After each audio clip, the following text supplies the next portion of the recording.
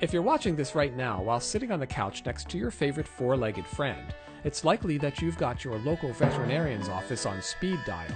So you probably have some understanding of what your dog or cat doctor does. But there are many other aspects related to the field of animal science. And Morris County Teacher of the Year Tom Kohler is determined to introduce his students to as many types of animals as possible. So this is Mark. At the Morris County School of Technology's Academy for Veterinary Science, students entering 9th grade begin a 4-year hands-on program that opens doors to a variety of careers. All of the students that come to the program have some intrinsic attraction to animal science, and some of them have an attraction to the idea of working with horses, others an attraction with the idea of working with reptiles or dogs or cats, or some want to become vets, some want to become people who work in biomedical research. They all have different aspirations, and my goal is to make available to them an understanding of each other vocation to help them to make an informed decision about their career path. And since launching in 2006, the program has a pretty good track record.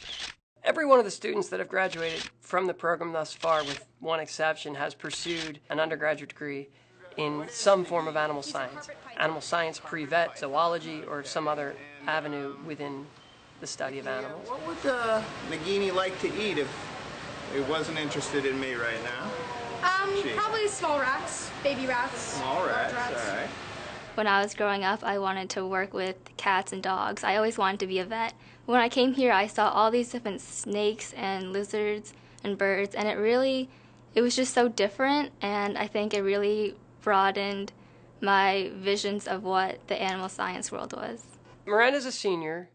She had a snake that was on death's door. I've never seen an animal sicker. She was able to solve all the problems between having a snake that was on death's door and having one that's thriving now under her care. And there's a lot of problems and a lot of trial and error involved in that process. So there's the value of being able to problem solve, being completely in charge of a big problem, breaking it down into little problems, and solving them all. And that's what kids have done in many, many, many circumstances with the use of animal science as a backdrop.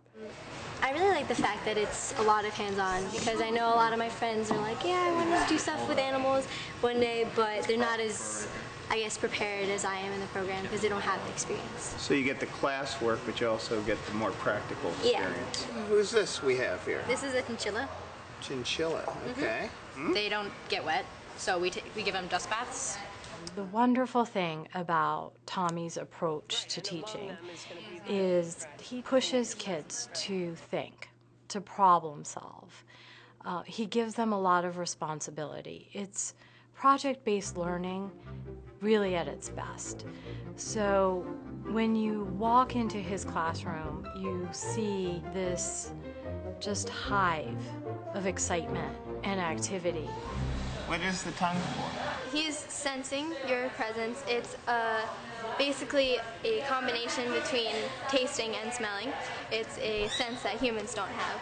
By junior year, they study a lot of pathology. Somebody explained to me from the beginning to end how it is that zinc poisoning affects a dog. The day we visited, these juniors were reviewing for a quiz on, you guessed it, zinc-induced hemolytic anemia. There's too much bilirubin produced by the spleen, and then that is toxic to the liver. Where is the bilirubin to be conjugated? Liver? Yeah. That's part of his job. If I see jaundice or icterus all by itself, I can either assume that the liver is broken, or what's the other thing that might be going on? Overworked. Yeah, it's overworked. There's not supposed to be that much bilirubin to conjugate. This is a popular program. Do you see an increased enrollment over the years? Did it Absolutely. Start out small? Absolutely. Mr. Kohler has been doing a wonderful job attracting and retaining students, and we're seeing more and more students interested in the program. And I feel like I'm getting like a head start from the other people that I'll probably be with like in college and vet school, because I've already learned some of it. So basically, I have like a better base, I feel like, than a lot of people. Mr. Kohler has been a wonderful teacher. He's very welcoming. The whole class is very inviting, and it's just a nice experience, and it's going to help me further in my career in life. And what year are you in school right now? I'm a junior. You're a junior, and what is your further career? Hopefully I want to be a zoologist. A zoologist. That's what I want to be.